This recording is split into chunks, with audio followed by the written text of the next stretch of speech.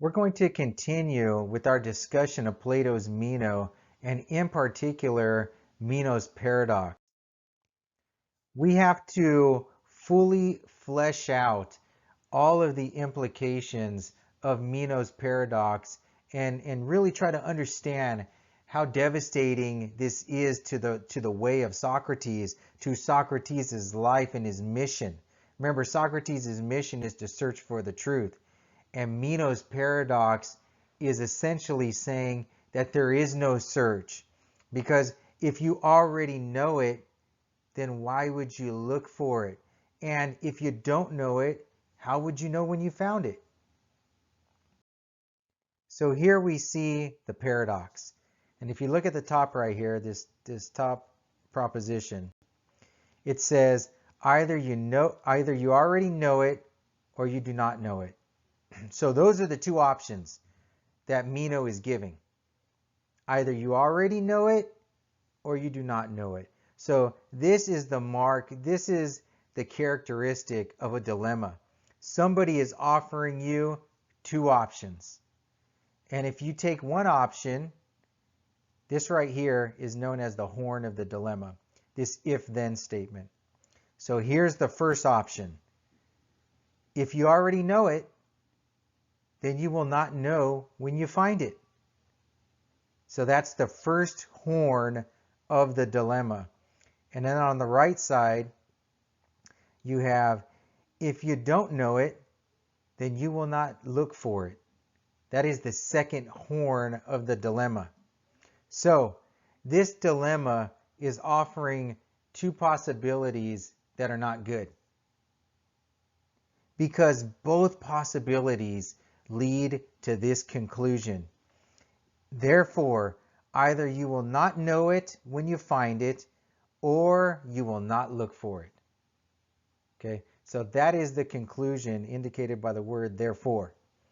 Okay, so when you are offered a dilemma, when a dilemma is posed to you, you are normally only given, your options are limited. Our options are limited here. We already know it or we don't know it. And so you have no choice but to fall into one of these horns. Once you fall into the horns of the dilemma, it is usually not a good outcome, because the conclusion shortly follows, a conclusion that you don't like. This is why a dilemma is a very powerful argument, and it could be very devastating and persuasive. So, I mean, let's look at the further implication of the conclusion real quick before we counter this dilemma. Rather, before Socrates counters the dilemma. So the conclusion was, therefore, either you will not know it when you find it, or you will not look for it. We can further conclude from that therefore learning is impossible. Okay, that's another conclusion that can follow. Of course, we've left out some premises, because it's not necessary to show every premise in an argument. And just for the sake of brevity, we're not going to put those in there. And so how do we deal with this dilemma? What you don't want to do is tangle with the horns. By the way, these are supposed to be horns right here. I know it probably doesn't look like it, but they're supposed to be. You don't want to mess with the horns. What are the horns? The if-then statements. What you want to do is do what this picture is telling you right here. You want to go through the horns to the head. You want to deal with this first proposition. Either you already know it or you do not know it. Listen, the burden is on someone who's offering the dilemma. Now just think about what somebody's doing if they're giving you a dilemma. They are trying to limit all of your options to two. That's what Meno's doing here.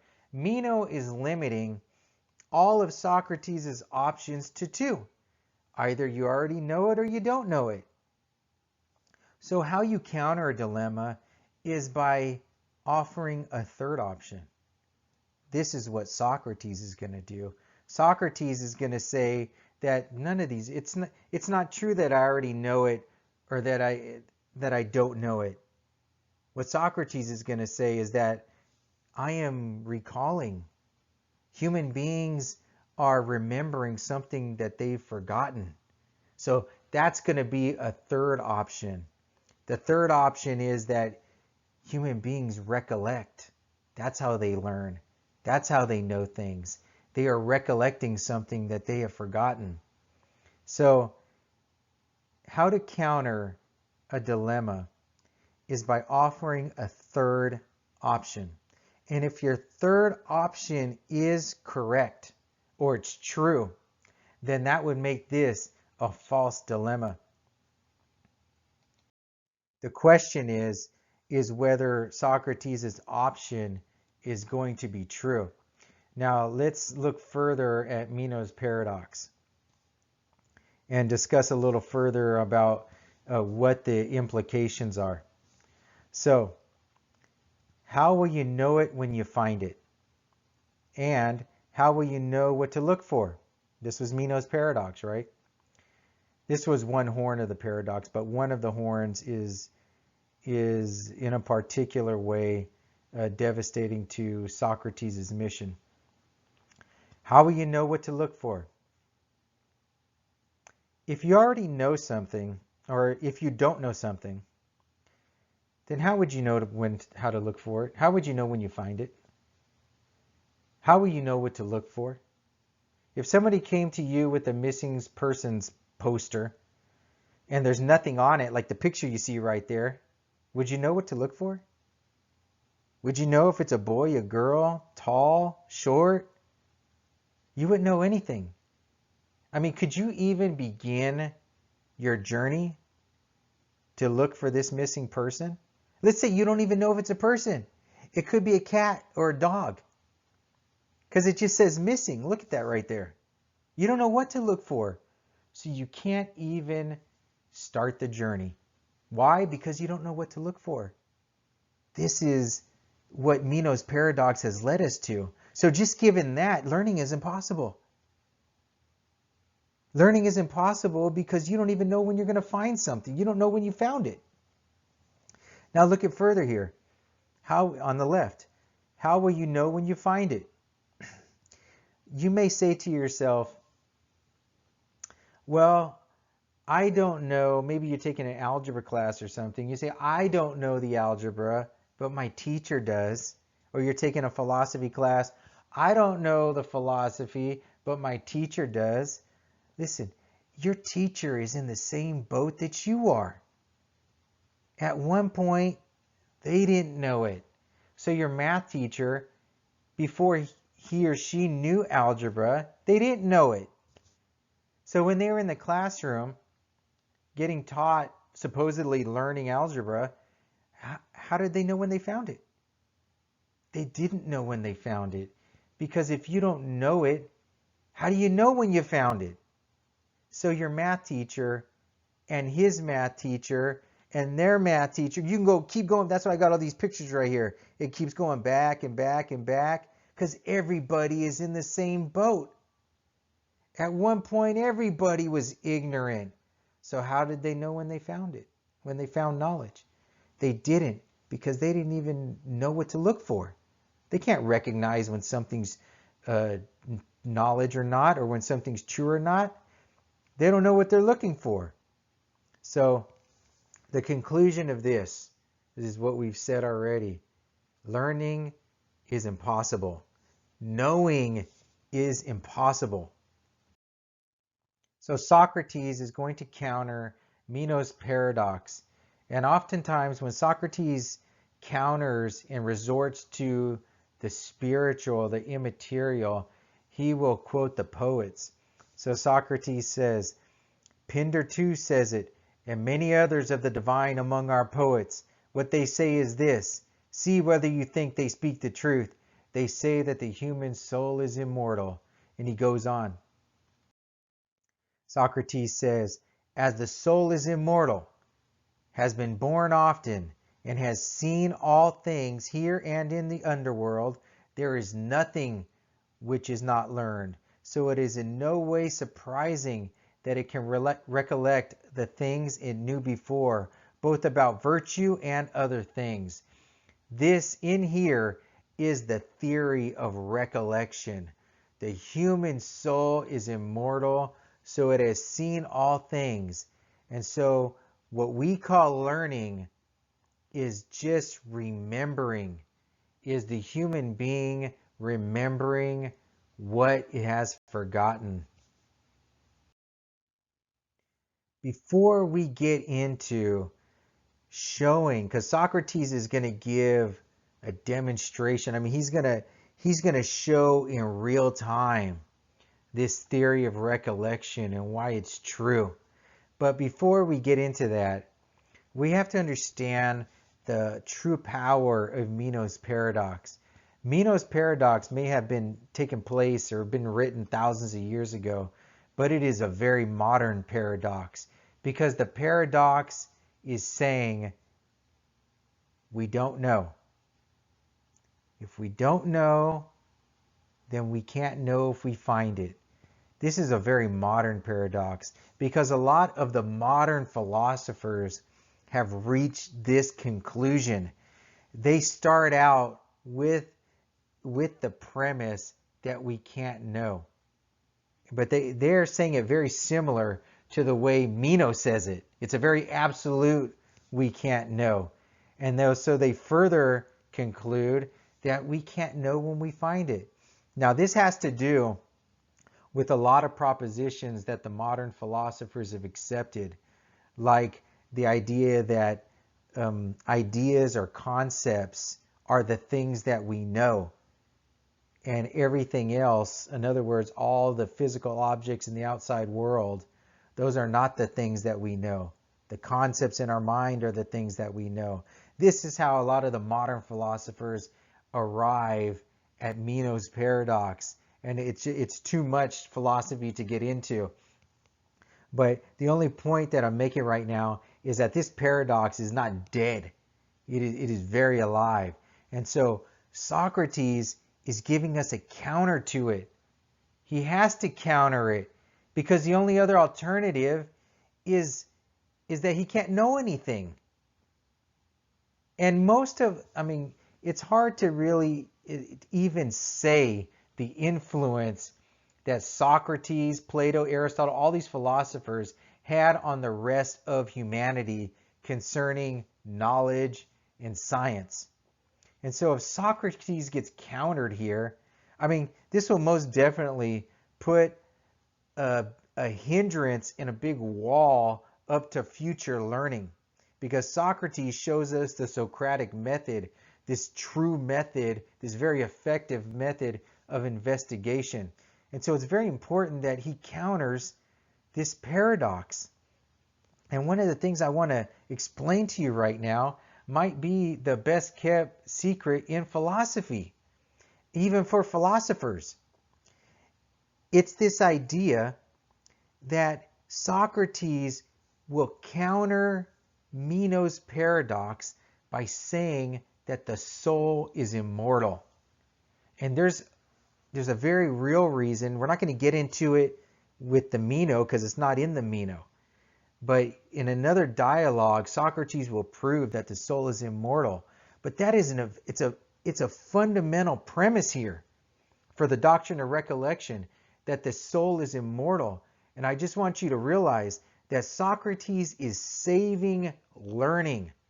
He is saving the idea that human beings can know, and he is doing it based on the idea that the human soul is immortal. And so this idea that the human soul is immortal is a very fundamental idea. It's still alive today.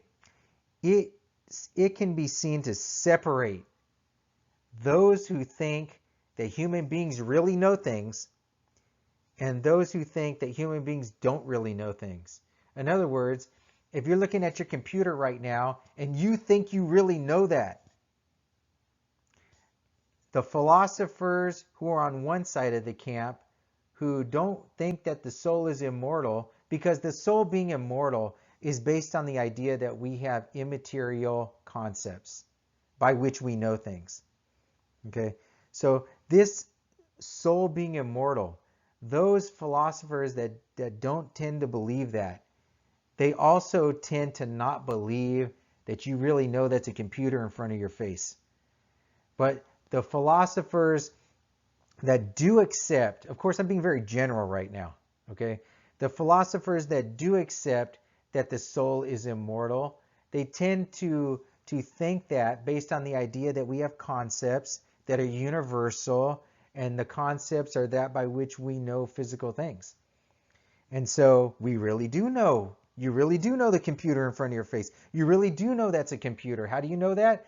By the immaterial concept that by which you are recognizing that physical computer. Okay, so this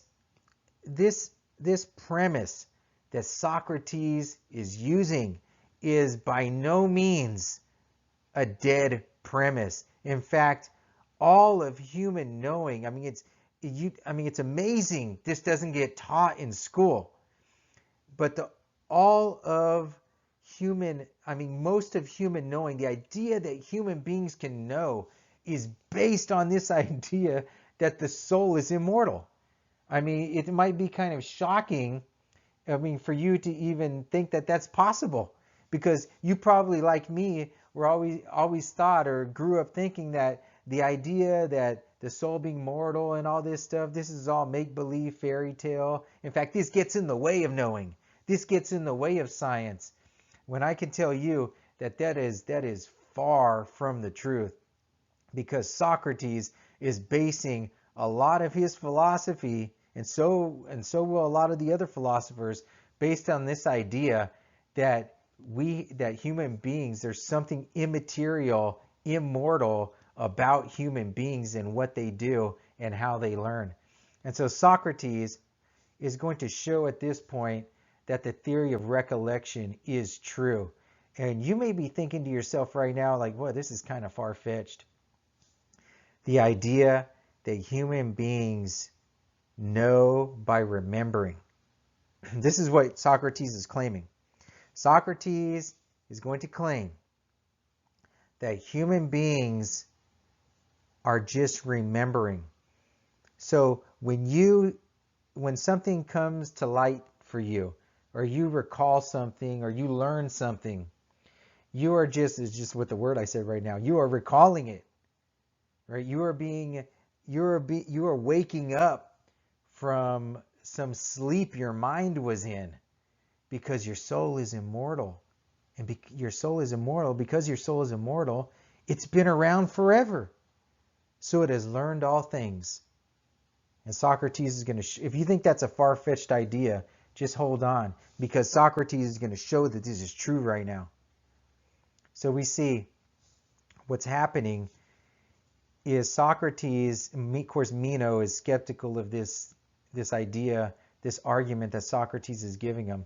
And so Socrates calls over this slave boy, one of Meno's slave boys, and he's going to question this boy, because this boy has not been taught anything, or barely anything.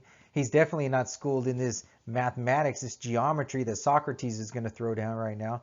And so Socrates calls this boy over, and he's going to demonstrate to Meno that this boy is going to recollect things that he did not know, or things that he was not taught. Because if he can recollect things that he is not taught, then that's going to show that he's just remembering.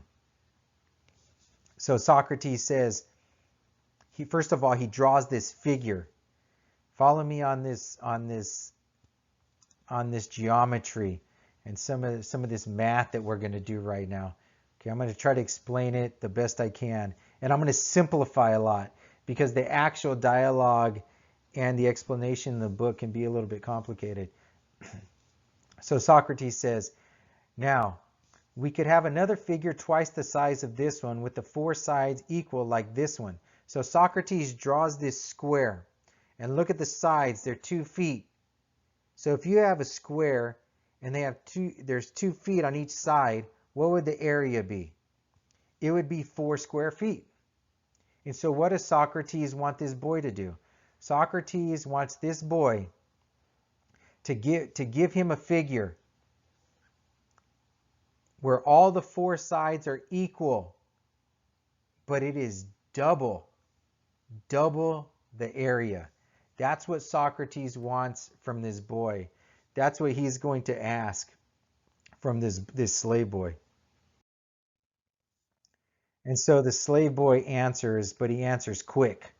He answers right away.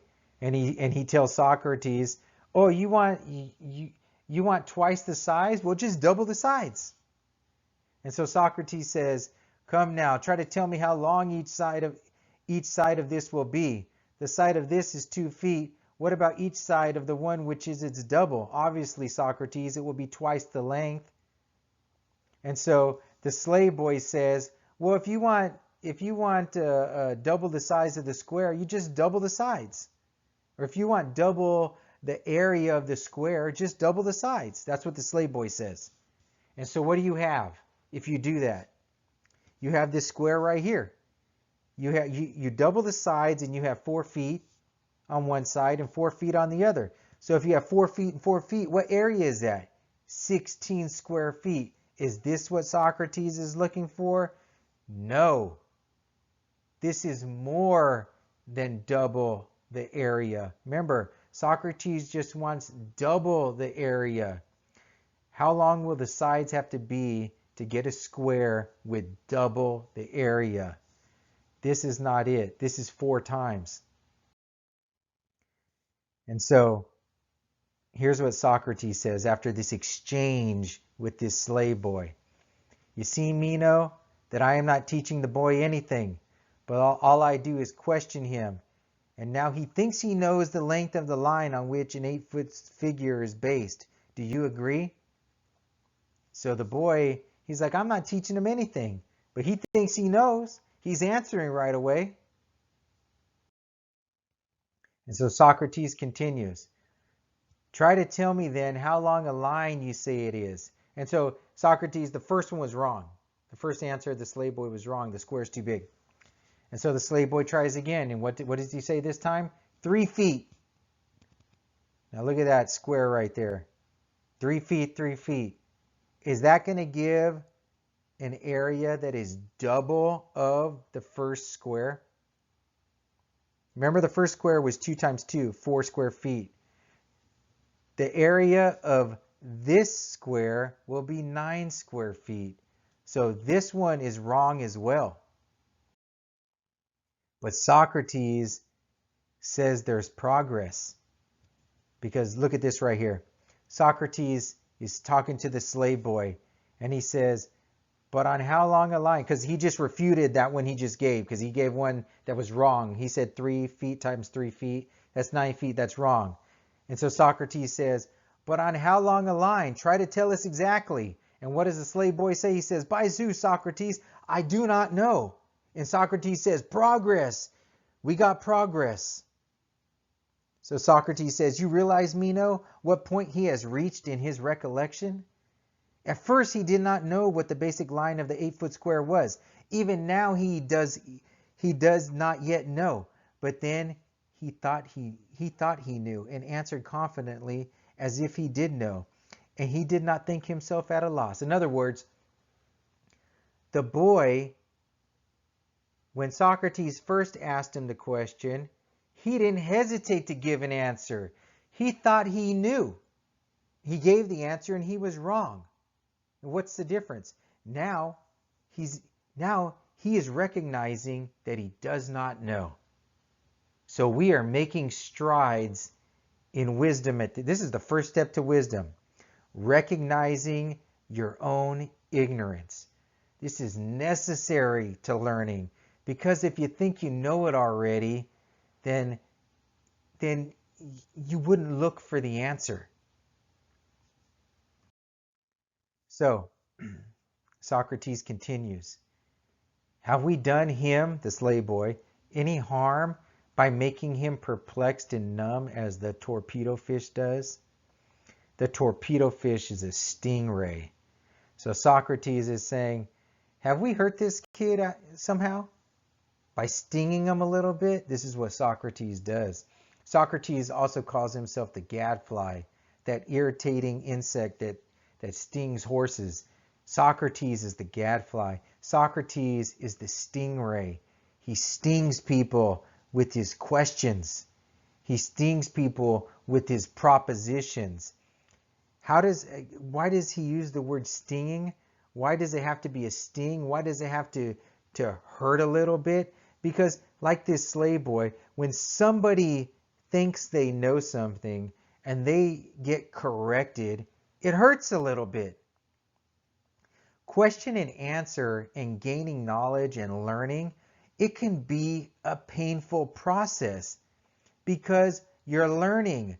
Some of the things in your mind are probably wrong and they're being corrected. This is why Socrates says that he's the stingray, that he's the gadfly. He goes around stinging people, waking them up from their ignorance. And so Socrates is going to continue here. He is going to demonstrate at this point the answer to this problem. He is going to, some might say, he might give him some leading questions, kind of like what a lawyer is not supposed to do. You know, a lawyer isn't supposed to give the leading questions that lead to the answer, but oftentimes that happens. But if you read this dialogue, you might be saying to yourself, but Socrates is giving him some leading questions.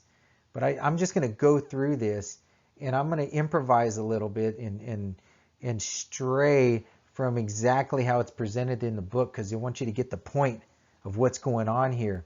So Socrates begins to question this boy. And let me just pop up my pointer here.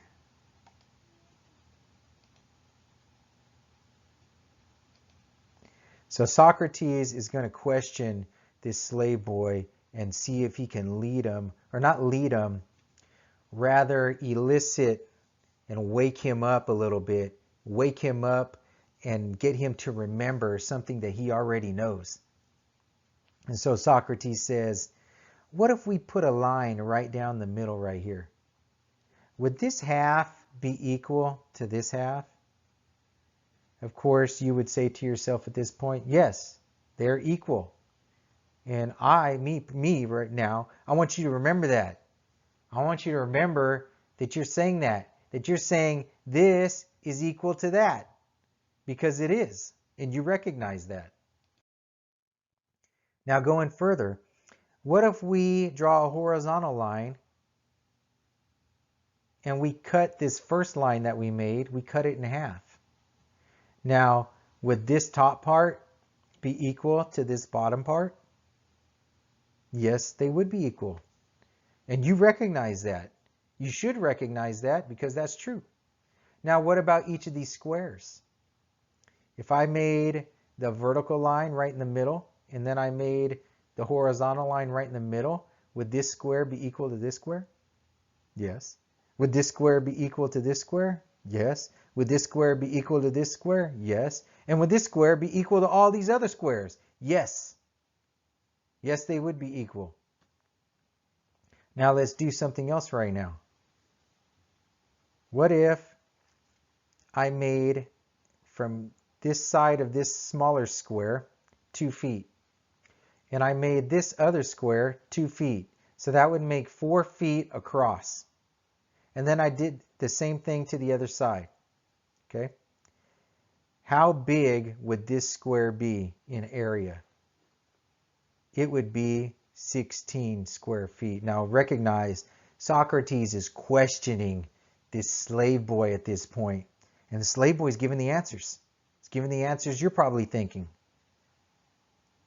So the area of this is 16 square feet. Now moving on. What if this smaller square right here on the left, the upper left, what if we went in the corner right here and we drew a line diagonal all the way down to the other corner, and we split this square in half? Okay, now would you say that this triangle right here is equal to this triangle? I hope you would say that because that's true. This triangle right here is equal to this one. Now would you say, what if I did this on this side as well? I did a diagonal line all the way from here to here. And then I did it down here. I have this little square down here and I do a diagonal line all the way from here to here. And then I did it on the other side. Would you say that this triangle right here is equal to this one? Yes, you would. Would you say this triangle is equal to this one? Yes, you would. Would you say this triangle is equal to this one? Yes, you would. And I want you to remember right now that you're saying this, that you're agreeing to this, that these are equal. Now, if this larger square is 16 square feet, okay, and we just cut each one of these smaller squares in half, then what does that mean about this smaller square? The square that's in the middle. What would be the area of the square in the middle? It would be 8 square feet. That's the square we were looking for, wasn't it? Remember, the original square was 4 square feet. That was the original square. And the task that Socrates gave the slave boy was to make a square with double the area, 8 square feet. And that's what we have here. How did we arrive at the square of 8 square feet? Through the diagonal. This is why Socrates says right here at the top, clever men call this the diagonal. So that if diagonal is its name, you say that the double figure would be that based on the diagonal. So here we have, through question and answer, something also called dialectic. We have the slave boy arriving at the correct answer to the problem, at the solution. Mind you, without being taught. And so Socrates says, these opinions have now just been stirred up like a dream. Because Socrates didn't give him the answer. Socrates just merely questioned him. He merely questioned him, and the boy gave the answer. But how is that possible if the boy was not instructed in these matters? Now, if you read this dialogue, and you even read some of the quotes I put up here, you may be saying to yourself something I just mentioned earlier, that Socrates was he leading him on? It seems like he was leading him to the answers. But then if you're saying that, then you may be sadly mistaken at this point. Because we have to think about this a little deeper. This slave boy, he knew when Socrates put that line down the middle of that square, he knew that the left side was equal to the right side. And when he cut that square, remember that little square, he cut it through the diagonal, he knew that that one triangle was equal to the other one. How did he know that? How did you know that? How did you know when I cut that little square in half and that one triangle was equal to the other one? How did you know it was equal to the other one? Where did you get this idea of equality? Were you taught this? You may say, oh yeah, I was taught that in geometry. Oh really? You were taught the idea of equality in a geometry class? Or did you learn it a whole lot sooner than that? I mean, when does a child learn about equality? I mean, if you have any experience with little kids, I mean, or even think about yourself when you were smaller, maybe you went to a party and there was a pizza there. And somebody starts handing out slices of pizza. Do little children, 4 or 5 years old, know when they're not given an equal size piece of pizza comparable to some other kid? Do they know when their piece of pizza is smaller than everybody else's? Of course they do. You knew it too when you were 5 years old. So are we to say that that little kid he learned that in a geometry class? where did he get this idea of equality? Where did it come from? He already had it, even when he was a little kid. And it just gets fleshed out more. If he had a teacher like Socrates, it gets fleshed out more when he gets asked questions. When somebody stings him like a stingray, and we start asking these little kids questions, it comes out more. Their idea of equality gets more fleshed out. They get they start recollecting more and more. And it just doesn't happen with little kids. It happens with you, and it happens with me. And it most likely just happened with you when we put this demonstration of this problem in these slides. When you saw that doubling of the 4 square foot square, when you saw the doubling of that into the 8 square feet, that was recollection in action. This idea of equality, what we're trying to show right now, what Socrates showed, this idea of equality, and I'm just using equality, there's other things in play here, but this idea by which you recognize the equality going on, you weren't taught this. That's why you had indications of it when you were 4 years old, 5 years old. You weren't taught this stuff. So where'd it come from? Where'd it come from if you weren't taught it? And you just don't have that idea in your mind of equality. You have a lot of other ideas in your mind. Where'd they come from? Well, Socrates' answer is you already had them. Your soul is immortal. It has seen all things. And when you're shown a math problem and the light bulb starts flashing in your mind and you're like, oh, I get it.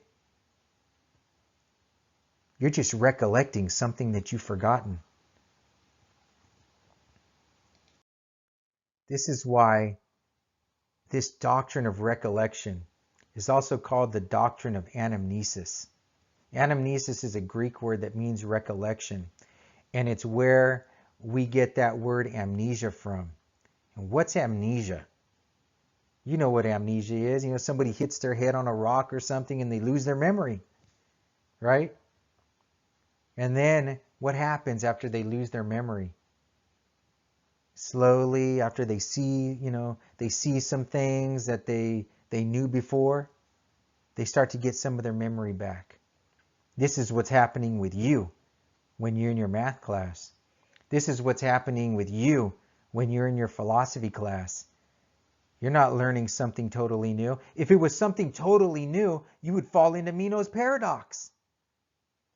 And learning is impossible in Meno's paradox. So that's not what's going on at all. What's really going on is your soul is immortal, and you are being waken up as if you were in a dream. It's coming to you as if you were in a dream. And this is Socrates' answer to Meno's paradox.